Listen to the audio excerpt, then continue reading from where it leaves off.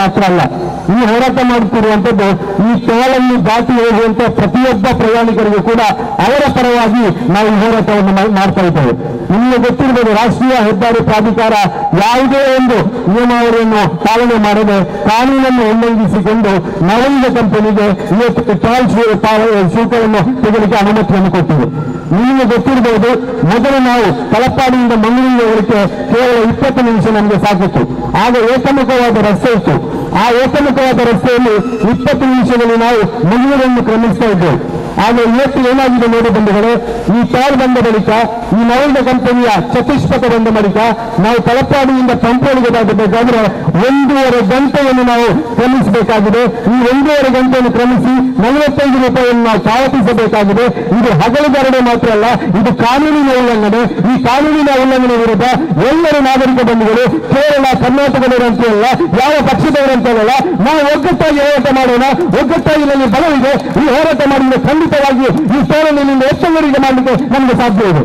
ನಮಗೆ ಕಾನೂನು ರೀತಿಯ ಹೋರಾಟ ಮಾಡಲಿಕ್ಕೆ ಗೊತ್ತಿದೆ. ಕಾನೂನು ರೀತಿಯಿಂದ ನಾವು ಹೋರಾಟಕ್ಕೆ ಕೈ ಹಿಡಿದಿದ್ದೇವೆ. ಖಂಡಿತವಾಗಿಯೂ ಈ ಟೋಲ್ ಇರುವಂತದ್ದು ಕಾನೂನಿನ ಉಲ್ಲಂಘನೆ ಮಾಡಿಕೊಂಡು ರಾಷ್ಟ್ರೀಯ ಹೆದ್ದಾರಿ ಪ್ರಾಧಿಕಾರ ಏನಿದೆ ಅವರು ಕೂಡ ಮಾಡಿರುವಂತದ್ದು ಕಾನೂನಿನ ಉಲ್ಲಂಘನೆ. ನವೀನ ಕಂಪನಿಯವರು ಇನ್ನು ಬೇರೆ ಏನು ಮಾಡಲಿಲ್ಲ. ಇನ್ನು ಮೊದಲಿದ್ದ ರಸ್ತೆಗೆ ಡಾಮರ್ ಹಾಕಿದ್ದಾರೆ ಬಿಟ್ಟರೆ ಬೇರೆಯವರು ಏನು ಮಾಡಲಿಲ್ಲ. ಸರ್ವಿಸ್ ರಸ್ತೆ ಮಾಡಲಿಲ್ಲ, ಇಲ್ಲಿ ಬಸ್ ಸ್ಟ್ಯಾಂಡ್ಗಳನ್ನು ಮಾಡಲಿಲ್ಲ. ಒಂದು ರಾಷ್ಟ್ರೀಯ ಹೆದ್ದಾರಿಯಲ್ಲಿ ಚತುಷ್ಪಥಕ್ಕೆ ಯಾವುದೆಲ್ಲ ನಿಯಮಗಳನ್ನು ಅನುಸರಿಸಬೇಕು, ಯಾವ ನಿಯಮವನ್ನು ಕೂಡ ಅವರು ಅನುಸರಣೆ ಮಾಡಲಿಲ್ಲ. ಸರ್ಕಾರ ಕೊಟ್ಟಂತ ದುಡ್ಡನ್ನು ತೆಗೆದುಕೊಂಡಿದ್ದಾರೆ, ಬ್ಯಾಂಕಿನಿಂದ ಲೋನ್ ಅನ್ನು ತೆಗೆದುಕೊಂಡಿದ್ದಾರೆ. ಹೇಳ್ತಾರೆ ನಾನು ಕಾಮಗಾರಿ ಪೂರ್ತಿಯಾಗಿದೆ ಅಂತ. ಕಾಮಗಾರಿ ಪೂರ್ತಿಯಾದ ಬಳಿಕ ಮಾತ್ರ ಈ ಟೋಲ್ ಸ್ವೀಕಾರ ಮಾಡಲಿಕ್ಕೆ ಅನುಮತಿ ನೀಡುತ್ತದೆ. ರಾಷ್ಟ್ರೀಯ ಹೆದ್ದಾರಿ ಪ್ರಾಧಿಕಾರ ಯಾವುದೇ ಒಂದು ಭ್ರಷ್ಟಾಚಾರದ ಮೂಲಕ ನವೀನ ಕಂಪನಿಗೆ ಇಲ್ಲಿ ಈ ಟೋಲನ್ನು ಸ್ವೀಕಾರ ಮಾಡಲಿಕ್ಕೆ ಪೂರ್ಣ ಅನುಮತಿಯನ್ನು ಕೊಟ್ಟಿದ್ದಾರೆ. ಇದರ ವಿರುದ್ಧವಾಗಿದೆ ನಮ್ಮ ಹೋರಾಟ. ಈ ಟೋಲನ್ನು ಪ್ರಾರಂಭಗೊಂಡ ಬಳಿಕ 42 ನಂಬರ್ ಬಸ್ ಏನಿದೆ ಅದರ ಟಿಕೆಟ್ ದರ ಜಾಸ್ತಿ ಆಗಿದೆ. ಕಾಸರಗೋಡು ಮಂಗಳೂರಿಗೆ ಹೋಗುವಂತ ಬಸ್ಸುಗಳಲ್ಲಿ ಕೂಡ ಟಿಕೆಟ್ ದರ ಜಾಸ್ತಿ ಆಗಿದೆ. ಕೇವಲ ವಾಹನದವರು ಮಾತ್ರ ಹೋದವರಿಗೆಲ್ಲ ಈ ಸಮಸ್ಯೆ ಬಂದದ್ದು.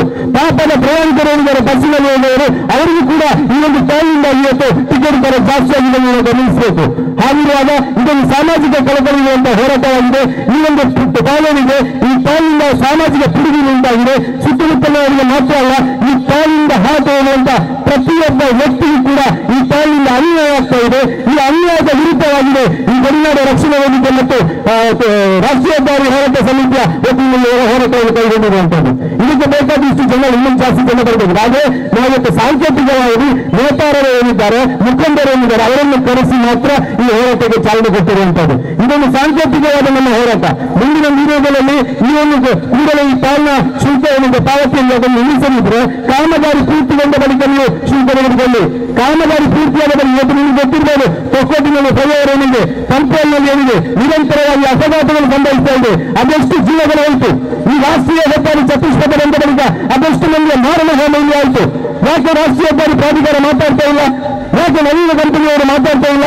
ಅದೆಷ್ಟು ಅಮಾಯಕರು ಜೀವ ಕೊಟ್ಟಿದ್ದಾರೆ. ದ್ವಿಚಕ್ರ ವಾಹನಗಳು ಅಪಘಾತಗಳಿಗಾಗಿ ಸಾವಿಗೀಡಾಗಿದ್ದಾರೆ.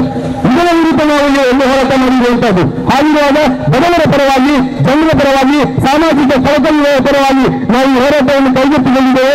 ನಾವು ಕೇರಳ ಭಾಗದಿಂದ ಪೂರ್ಣವಾದ ಬೆಂಬಲವನ್ನು ನಾವು ಕೊಡ್ತಾ ಇದ್ದೇವೆ. ಕರ್ನಾಟಕ ಭಾಗ, ಕೇರಳ ಭಾಗ ಅಂತಲಿಲ್ಲ, ಇದು ಗಡಿ ಪ್ರದೇಶದಲ್ಲಿರುವಂತಹ ಈ ಟೋಲ್ ಇದೆ. ಈ ಟೋಲ್ ವಿರುದ್ಧ ನಾವು ನಿರಂತರವಾದಂತಹ ಹೋರಾಟವನ್ನು ನಾವು ಇವತ್ತು ಮುಂದುವರಿಸ್ತಾ ಇದ್ದೇವೆ. ಅದು ಮಾತ್ರ ಅಲ್ಲ, ನಿಮಗೆ ಗೊತ್ತಿರಬಹುದು, ನಿರಂತರ ಇಲ್ಲಿ ಯಾವುದಾದ್ರೂ ಅಪಘಾತ ಆದ್ರೆ ಮುಂದಿನ ದಿನಗಳಲ್ಲಿ ಈ ನವೀನ ಕಂಪನಿಯ ಈ ರಸ್ತೆಯಲ್ಲಿ ಯಾವುದಾದ್ರೂ ಅಪಘಾತ ಆದ್ರೆ 10 ಜೀವಗಳು ಕಳೆದು ಹೋಗಿರುತ್ತೆ. 10 ಜೀವಗಳು ನಷ್ಟಗೊಂಡಿವೆ. ಇನ್ನು ಮುಂದಿನ ದಿನಗಳಲ್ಲಿ ಯಾವುದೇ ಅಪಘಾತ ಆದ್ರೆ ಖಂಡಿತವಾಗಿಯೂ ರಾಷ್ಟ್ರೀಯ ಹೆದ್ದಾರಿ ಪ್ರಾಧಿಕಾರ ಏನಿದೆ, ನವೀನ ಕಂಪನಿಗೆ ಅವರನ್ನು ಆರೋಪಿಗಳನ್ನಾಗಿಸಿ ಎಫ್ಐಆರ್ ದಾಖಲು ಮಾಡಬೇಕು ಪೊಲೀಸರು. ನಾನು ಇನ್ನೆಲ್ಲ ಪೊಲೀಸರು ಕೇಳ್ತೇನೆ, ಇನ್ನೊಂದು ಎಲ್ಲ ಪೊಲೀಸ್ ಅಧಿಕಾರಿಗಳು ಕೇಳ್ತೇನೆ, ಈ ರಾಷ್ಟ್ರೀಯ ಹೆದ್ದಾರಿಯ ಒಂದು ಕಳಪೆ ಕಾಮಗಾರಿಯಿಂದಾಗಿ, ಅವ್ಯವಸ್ಥಿತದಿಂದಾಗಿ ಇಲ್ಲಿ ಏನಾದರೂ ಅಪಘಾತಗಳು ಸಂಭವಿಸಿದರೆ ಆ ಪ್ರಕರಣಗಳನ್ನು ನವೀನ ಕಂಪನಿ ಮತ್ತು ರಾಷ್ಟ್ರೀಯ ಹೆದ್ದಾರಿ ಪ್ರಾಧಿಕಾರವನ್ನು ಆರೋಪಿಗಳನ್ನಾಗಿ ಮಾಡಿ ಎಫ್ಐಆರ್ ದಾಖಲು ಮಾಡಬೇಕಂತೇಳಿ ಈ ನಾವು ವೇದಿಕೆಯಲ್ಲಿ ಕೇಳ್ಕೊಳ್ತಾ ಇದ್ದೇವೆ. ನಮ್ಮ ಹೋರಾಟ ಮುಂದುವರಿಯುತ್ತಲೇ ಇದೆ. ಇವತ್ತು ಎಲ್ಲ ಏನು ಟಾರ್ಗೆಟ್ ದಕ್ಷಿಣ ಕನ್ನಡ ಮತ್ತು ಉಡುಪಿ ಜಿಲ್ಲೆಯಲ್ಲಿ ಈ ರೀತಿ ಸಾಂಕೇತಿಕವಾದಂತಹ ಹೋರಾಟವನ್ನು ನಾವು ಕೈಗೊಂಡಿದ್ದೇವೆ. ಖಂಡಿತವಾಗಿ ಮುಂದಿನ ದಿನಗಳಲ್ಲಿ ಇನ್ನಷ್ಟು ಜನರನ್ನು ಸೇರಿಸಿಕೊಂಡು ಒಂದು ತೀವ್ರತವಾದ ಹೋರಾಟವನ್ನು ಮುನ್ನಡೆಯುತ್ತಾ ಇದ್ದೇವೆ. ಅಲ್ಲಿಯ ತನಕ ಇಲ್ಲಿನ ಸಂಸದರೇನಿದ್ದಾರೆ, ಇಲ್ಲಿನ ಉಸ್ತುವಾರಿ ಸಚಿವರೇನಿದ್ದಾರೆ, ಇಲ್ಲಿನ ಜಿಲ್ಲಾಧಿಕಾರಿಗಳಿದ್ದಾರೆ, ಅವರ ಒಂದು ಬೇಡಿಕೆ ಇದೆ. ಆ ಬೇಡಿಕೆ ಏನಂತ ಹೇಳಿದ್ರೆ, ಇಲ್ಲೊಂದು ಕಾಮಗಾರಿ ಪೂರ್ತಿಗೊಂಡ ಬಳಿಕ ಮಾತ್ರ ಈ ಕಾಲವನ್ನು ಸ್ವೀಕರಿಸಿ ಅಲ್ಲಿಯ ತನಕ ಟೋಲನ್ನು ಸ್ವೀಕಾರ ಮಾಡಬೇಡಿ, ಇಲ್ಲಿ ಆ ಟೋಲನ್ನು ನಿಲ್ಲಿಸಬೇಕು, ಕೂಡಲೇ ನಿಲ್ಲಿಸಬೇಕು. ಎಲ್ಲೆಲ್ಲ ಕಾಮಗಾರಿ ಪೂರ್ತಿಯಾಗಲಿಲ್ಲ ಅಲ್ಲಿಯ ತನಕ ಈ ಟೋಲನ್ನು ಸ್ವೀಕಾರ ಮಾಡಬೇಕು ಅಂತ ಹಕ್ಕೊತ್ತಾಯವನ್ನು ವೇದಿಕೆಯಲ್ಲಿ ಮಾಡುತ್ತಾ ಈ ಒಂದು ಹೋರಾಟಕ್ಕೆ ಎಲ್ಲರಿಗೂ ಬೆಂಬಲವನ್ನು ಕೊಡ್ತಾ ನನ್ನ ಮಾತು ನಿಲ್ಲಿಸ್ತೇನೆ.